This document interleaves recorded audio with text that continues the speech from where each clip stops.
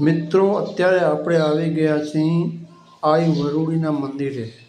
આઈ શ્રી વરુડીમાં વ્રજવાણીથી 5 કિલોમીટરની આસપાસમાં છે. બેલા ગામથી 2-3 કિલોમીટર થાય. તો જ્યારે પણ તમે વ્રજવાણી આવો કે બેલા આવો તો આ મંદિરે દર્શન જરૂર કરવા. આ મંદિરનું ઐતિહાસિક મહત્ત્વ છે. એમ કહેવાય છે કે જ્યારે નવઘણ જાહલને બચાવવા માટે સિંધમાં જતા હતા તો આ જગ્યાએ માતાજીએ નવઘણના લશ્કરને કુલડીમાં જમાડ્યું હતું. કુલડીમાં કટક જમાડ્યું હતું એવું કહેવાય છે. તો આ જગ્યાનું બહુ જ ઐતિહાસિક મહત્ત્વ છે. અહીંયાના દર્શન જરૂર કરવા જોઈએ. મિત્રો, મંદિરની બાજુમાં આ ઉદ્યાન ટાઈપનું છે. ત્યાં તમને મોરલાઓ અને જાત જાતના પક્ષીઓ તમને જોવા મળી જશે. આપણે હવે અહીંયાથી 3-4 કિલોમીટરની આસપાસ બેલા છે ત્યાં જઈશું. મિત્રો, આ બેલાનો કિલ્લો છે. દરબારગઢ કહેવાય છે આને.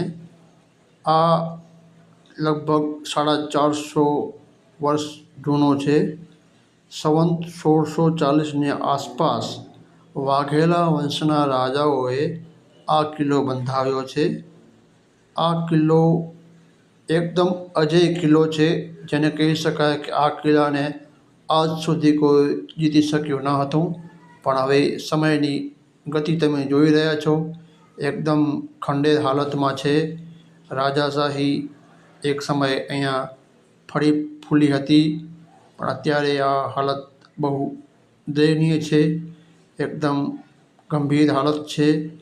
પણ તોય પણ એની ઇતિહાસને ટકાવીને ઊભો છે. તમે અહીં જોઈ શકો છો, મૂર્તિઓ થોડી દૃશ્યમાન થાય છે. પણ ત્યારના પથ્થર તમે જોઈ શકો કે એટલા મોટા મોટા પથ્થરો છે. એના દ્વારા આ એકદમ માટીમાં ચણતર કામ થયેલું હોય છે. જૂનું સમયનું પુરાણું એ પણ ઊભું છે અડીખમ. તમે જોઈ શકો છો. આ બાજુ દાદા ગણપતિનું મૂર્તિ છે.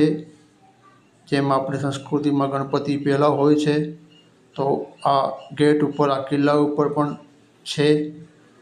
અને ત્યારના સમયના કિલ્લા મિત્રો કેવા હેવી બન્યા હશે માટીના ચણતર કામમાં, તમે જોઈ શકો છો. આ અંદરનું દૃશ્ય છે. અત્યારે ખૂબ જ ખરાબ હાલતમાં છે. કોઈ આની ઐતિહાસિક વસ્તુની સંભાળ રાખનાર નથી. સરકારે ખરેખર આની શુદ્ધ લેવી જોઈએ.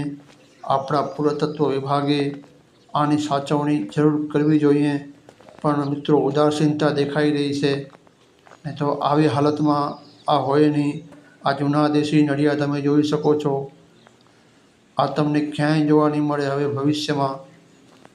એવા પથ્થરોનું ચણતર કામ છે. એકદમ માટીમાં ત્યારે પથ્થરનું કામ થતું, છતાં પણ આ અડીખમ ઊભા છે. હજી આવડું ભૂકંપના કારણે જ આવડું નુકસાન થયું છે. નહીં તો આ હજી પણ એવા ને એવા અડીખમ ઊભા રહે. તમને અહીંયા નાની નાની ડેરીઓ દાદાઓની દેખાઈ શકે છે. અહીં બનાવવામાં આવી છે. તમે આગળ જોશો, આ કિલ્લો જૂના સમયની ભવ્યતાનું ઉદાહરણ પૂરું પાડે છે. જોઈ શકો છો તમે. આ કિલ્લામાં જ્યાં જોવામાં બાવળિયા ઊભા થઈ ગયા છે. આ છે મંદિર. તેમના દર્શન કરી લો. આ મંદિરની સાર સંભાળ લેવા માણસો આવતા હશે એવું લાગી રહ્યું છે. બાકી આ કિલ્લામાં તો હવે બહુ જ કાંટા અને બાવળો છે. છતાં પણ આપણે વિડીયો લેવાની કોશિશ કરશું. મિત્રો, આ બાજુ જે રસ્તો જઈ રહ્યો છે એ ક્યારે પણ આ કિલ્લામાં રહેતા લોકોને બહાર નીકળવું હોય તે રસ્તો હતો. અને આ છે કિલ્લાની ભવ્યતા. તમે જોઈ શકો છો. આ રસ્તે તમને હું લઈ જાઉં છું. આ રસ્તો સીધો આપણે અત્યારનું જે બેલા ગામ છે ત્યાં નીકળે છે, ત્યાં મળી જાય છે. એટલે ભવિષ્યમાં ક્યારે પણ અહીં હુમલો થાય તો પાછળથી બહાર નીકળવું હોય એના માટે આ દ્વાર પણ રાખવામાં આવ્યું છે. તમે જોઈ શકો છો. અહીં સીધું બેલા ગામ જે અત્યારનું છે એ આવી જશે. એમાં પણ તમે જોઈ શકો છો આ બેલાની કિલ્લાની ભવ્યતા, કેટલી ઊંચી ઊંચી દિવાલો છે. મિત્રો, અમે પરદેશી પાન ગુજરાતી ફિલ્મ જે નાગવાડા અને નાગમતી ઉપર બનેલી છે એનું શૂટિંગ પણ અહીંયા થયેલું હતું. નાગમતી એ એવું કહેવાય છે કે બાજુમાં આવેલ કાનમેરના હતા, કાઠી દરબાર હતા. એ જ્યારે પણ દુકાળ પડ્યો ત્યારે અહીંયાથી પલાયન થઈ ગયા હતા અને બીજી જગ્યાએ મજબૂર થયા હતા જવા માટે. એનો ઇતિહાસ અહીં કિલ્લા સાથે જોડીને દર્શાવવામાં આવ્યો છે. તમને હું આખું કિલ્લાનું દૃશ્ય બતાવી રહ્યો છું, જવાની કોશિશ કરી રહ્યો છું બાવળિયામાંથી. આ એમની ટોચની મિનારો છે જ્યાં ઊભા રહી અને સૈનિકો કે જે કોઈ હોય એ અત્યારે તમે જોઈ શકો ખંડેર હાલતમાં છે, તૂટી ગયું છે.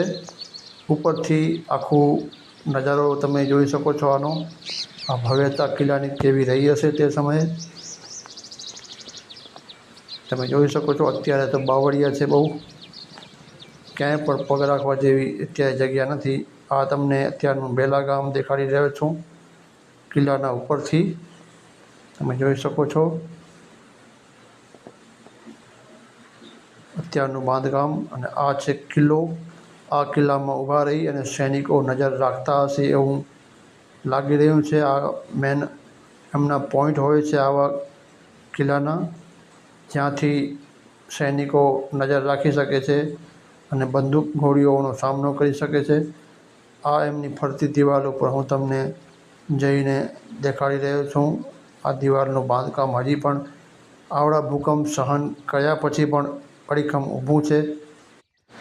પાછળથી આમાં સિમેન્ટ દ્વારા કાંઈક રિપેરિંગ કામ થયેલું છે એવું લાગી રહ્યું છે. તમે જોઈ શકો છો આ ફરતી દિવાલોના પોઈન્ટ હોય છે કે જે આક્રમણ થાય કોઈ બહારી દુશ્મનનો તો એના માટે અહીંથી નજર રાખી શકાય છે. મેન મુખ્ય પોઈન્ટ હોય છે આ. મિત્રો, અંદર જવાની કોશિશ કરી રહ્યો છું હું. આ જોઈ શકો છો તમે આ દિવાલ અને આ પથ્થરો પડ્યા જેવી હાલતમાં છે, છતાં પણ હું જવાની કોશિશ કરી રહ્યો છું. આ ઉપરથી કિલ્લાનો ગેટ જ્યાંથી આપણે આવ્યા હતા એ દ્રશ્ય તમને બતાડી રહ્યો છું. શું ભવ્યતા રહી હશે આ સમયની તે વખતે, પણ સમય એવો આવ્યો કે આ ભવ્યતા ભૂંસાઈ ગઈ બધી. મિત્રો, જોઈ શકો છો તમે. મેં તમને આગળ કહ્યું એ પ્રમાણે આ કિલ્લો અજય રહ્યો છે, કોઈ આને જીતી નથી શક્યો. ફતેહ મહમ્મદ કરીને એક આક્રમણકારી આના ઉપર હુમલો કર્યો હતો પણ આને જીતી ન શક્યો.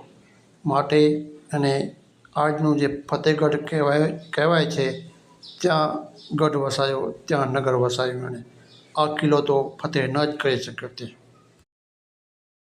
મિત્રો, હવે આપણે આવી ગયા છીએ તે સમયની બેલાની બજા. એ તમને ભાગ્યે જ ક્યાંય તમને જોવા મળે. આ ગુજરાતી ફિલ્મો જૂની જે હતી તેમાં આના દ્રશ્યો ઉતારવામાં આવ્યા છે. આ બજારો હવે આપણો ભૂતકાળ બની ગઈ છે. કોઈ તો તૂટવાના કગાર ઉપર છે. આ તમે જોઈ શકો છો. અમુક તો બજાર એકદમ પડી ભાંગે એવી હાલતમાં છે. હું થોડો શોર્ટ વિડીયો અહીંથી બનાવી લઉં છું. મિત્રો, આ મારો પ્રયાસ તમને કેવો લાગ્યો? સારો લાગ્યો હોય, ખરાબ લાગ્યો હોય, કમેન્ટ દ્વારા જણાવવા વિનંતી. વિડીયોને લાઈક કરો, કમેન્ટ કરો અને મારી ચેનલને સબસ્ક્રાઈબ કરો. તો મિત્રો, આ વિડીયો હવે પૂરો કરીએ. મળીશું બીજા વિડીયોમાં.